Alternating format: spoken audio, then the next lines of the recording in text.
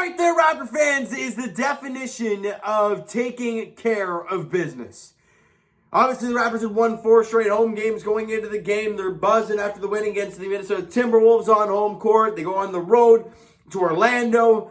Not a great team. The last time he played Orlando, however, he lost. That was that back-to-back against Detroit and Orlando where he lost both games.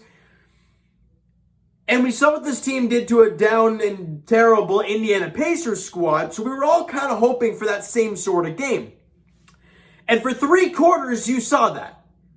The Toronto Raptors, right from the get-go, were the better team. They're just that much better than the Orlando Magic. I mean, in the early goings, Raptors up 27-23 after the first quarter. The turnovers galore in the early goings. It felt like every possession down for the Orlando Magic, the Raptors were turning them over. It felt like that all night long.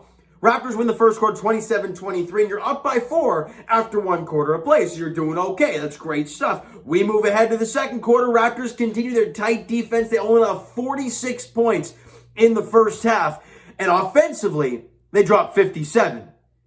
So 30-23 in that quarter, you're up 11 at the break, and you're like, you know what? Yeah, you're not up by 20 or 30, but you were up by 4. You say every time they've kind of had a little bit of a run, the Raptors have countered the bigger one, and you're up by double digits at the half. Exactly where you want to be. And in that third quarter, the Raptors defense gets locked down tight, and Fred VanVleet goes off.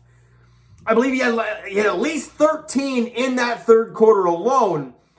And the Raptors win that quarter 26-17, you're plus 9 in the quarter, and you're going into the fourth quarter up 22, and everything looks fantastic. It looks like you're going to run off into the sunset. Fred VanVleet starts on the bench. You're like, oh, this is beautiful. You put up Thad Young, guys like that.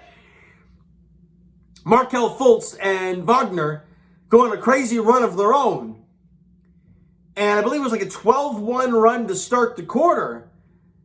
And we're talking, hey, this is a tight game late. You got like 11-point game here, right? With like 9 minutes to go. It's a lot of basketball to play. They bring back in Fred VanVleet, and it seemed to just calm everything down, right? Because then they made a little run, got it to 9, then they got it to 10, but it never got any lower than that. The Raptors built the lead back up a little bit. They did a fine job closing this game out defensively. You only scored 17 points in that fourth quarter, and Scotty Barnes finishes off the game. I don't know why Mo Bamba is trying to meet him behind the three-point line. I'm watching the game, right? I see Scotty get the ball at the top, and Mo Bamba comes beyond the three-point line to contest him, and I'm like, Scotty's 1 of 3 from 3 in the game. He fired an air ball in the game. He's not going to do that. So I was yelling at the team. I'm like, Scotty, drive on him. He's just going to blow right by him. And what does he do? He drives right by him, throws it down, ices the game, and the Raptors win it 102-89. They lose the quarter 26-17. But you won by 13. It's a road game. You were up the entire way. You kind of got lackadaisical to start the fourth quarter. But you bent, but you never broke. And I wouldn't even say you bent that much because you still had a double-digit lead for the most part of that fourth quarter. But, again, they closed the game strong, and they win the basketball game. In the end, games like this are never pretty, right? Yeah, the Indiana game was great, but it was a lot of shenanigans. And obviously, the fire in the speaker, then no fans in the stands. You're up by 28 at the half. They literally have nobody that could do anything. At least the Orlando Magic, they were on home court. They had some fans cheering for them, right? And they're young guys. They're just going to chuck up shots. And they did. And they did a great job. And the Raptors offense got really stagnant and turned the ball over quite a bit. But you know what? They found a way to close it out. And really, that's all that matters. In a game like this, down the stretch of the season, you got to find a way to win a basketball game. And the Raptors did that tonight. You just got to find a way to win. And they did. You know, and the big names in tonight's game, obviously Scotty Barnes and Fred VanVleet. Those are my 2 guys that won the player of the game, in my opinion. We'll get to those guys in a bit. But let's start with OG Anunoby, who didn't shoot the ball very well, and I'm still not really sure why he's not shooting the ball as much. Obviously, other guys are taking a lot of shots, right? Fred took 19 shots, Gary took 16, Scotty took 13, Pascal took 18. So OG, he's not going to shoot a whole lot, but he was 4 of 8 from the field, 4 of 5 from the free throw line, and 2 of 5 from distance. He had 14 points, 6 boards, 2 dimes in the game. And he had 2 steals as well. He was a plus 17 while he was on the floor. You just see the impact OG's going to give you all night long. Pascal Siakam struggled with the shot, was not getting to the free throw line at all, and it still baffles me he is not getting the calls in this game.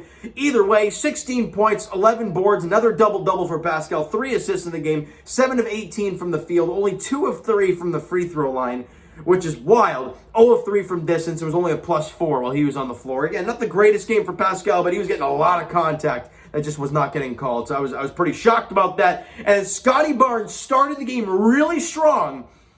Kind of that middle part of the game where he was doing a lot of facilitating, a lot of rebound, doing all that kind of stuff, playing hard defense. And then he finished the game really strong. So, you know what? Started the game strong, got the Raptors out in front, got their legs going, and then finished the game when the legs were heavy. So you love that from the 20-year-old kid. 19 points, 8 rebounds, 7 assists for the Rookie of the Year. 6 of 13 from the field, 6 of 6 from the free throw line, 1 of 3 from distance. Was a +32 while he was on the floor. 32. Dominance. He played incredible defense tonight, this guy. I loved him on defense. Didn't get any blocks or any... I don't think he got any blocks or steals in the game. But honestly, just the way he plays defense is just remarkable to watch, right? Gary Trent Jr. struggled with the shot in this one. 17 points, 1 board, 3 dimes.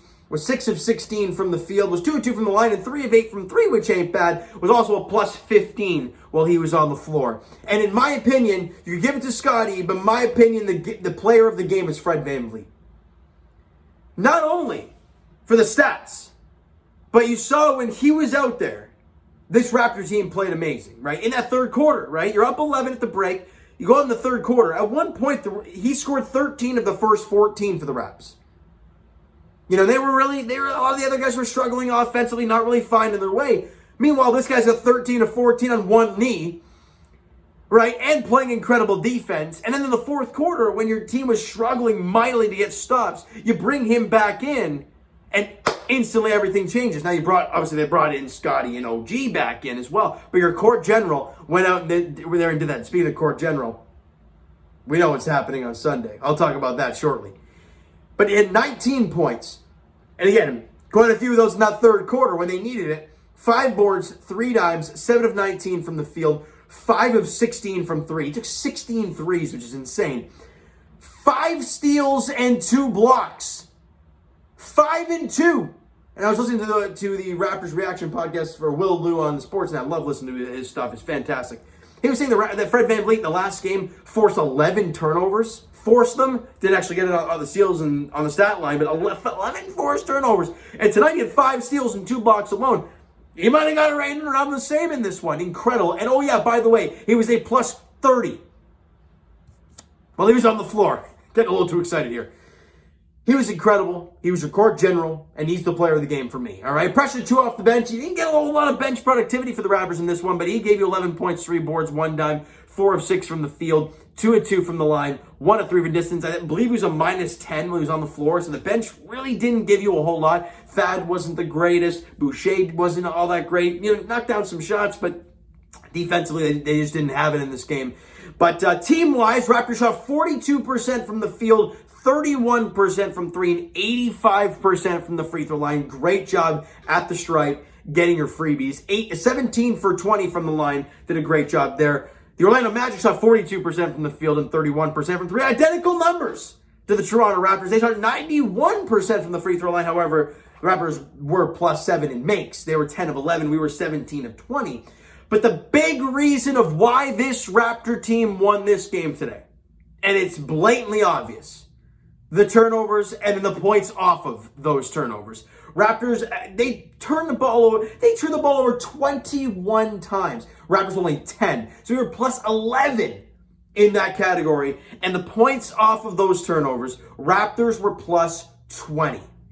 They had 32 points off of 21 turnovers. They made the Magic absolutely pay for all their turnovers. And it's not like a lot of them were dead ball turnovers. They were a lot of live ball turnovers where the Raptors feast on. If they do that, they get out and run, and it's a disaster for opponents. If a lot are dead ball turnovers, you're not going to see a whole lot of points off of those turnovers. But a lot of these were live ball ones, which leads to a lot of buckets. So that's why you were +20, 32-12 in points off of those turnovers. Biggest lead in the game for the Raptors was 22, and the biggest lead in the game for the Magic, 3. And I believe that was the first bucket of the game.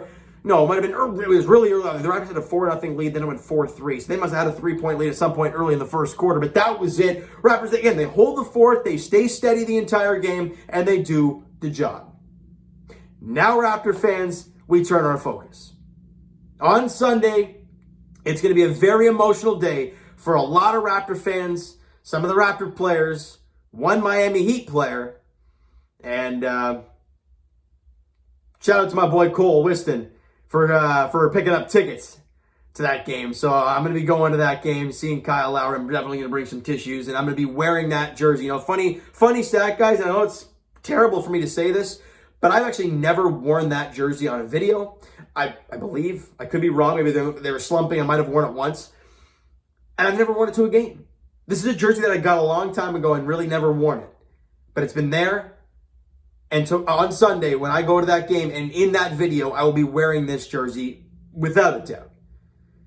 So Raptor fans, Kyle Lowry returns to the Toronto Raptors. Sorry, let me rephrase that, even though I'd love to hear that saying. He returns to Scotiabank Arena to take on the Toronto Raptors on Sunday night. It's a 7 o'clock tip-off as the Miami Heat come to town. For the Toronto Raptors, not only do you look at the standings and say, okay, well, we've now tied the Chicago Bulls. So they won yesterday, unfortunately. The Raptors won their game.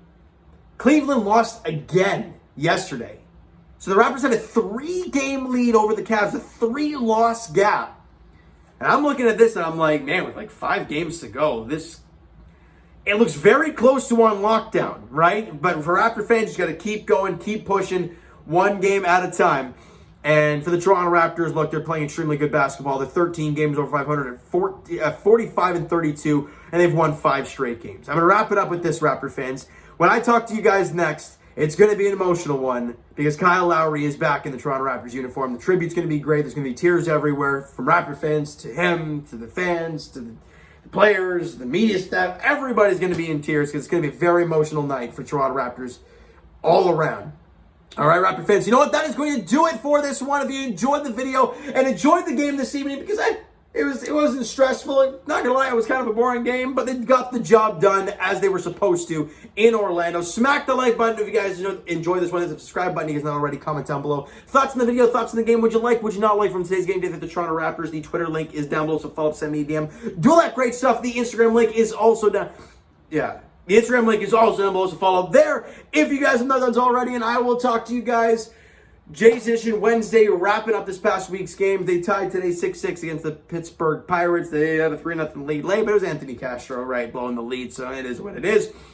As for the Toronto Maple Leafs, they're back in action tomorrow night in Philly against the Flyers. Jack Campbell makes his return in the cage for the Toronto Maple Leafs, like a 4-game road swing for the Toronto Maple Leafs. And they're not throwing Jack Campbell out there against Philly, and then they're both Florida teams. And here you go, Jack. Let's see what you can do, bud. We'll have to see how it all plays out, though, tomorrow night in Philly. And as for the Toronto Raptors, as we've talked about countless times, the next game of the Toronto Raptors is on Sunday, when Kyle Lowry and the Miami Heat come back to Scotiabank Arena for the first time Lowry has seen Toronto Raptor fans in an arena at Scotiabank Arena since pre-COVID.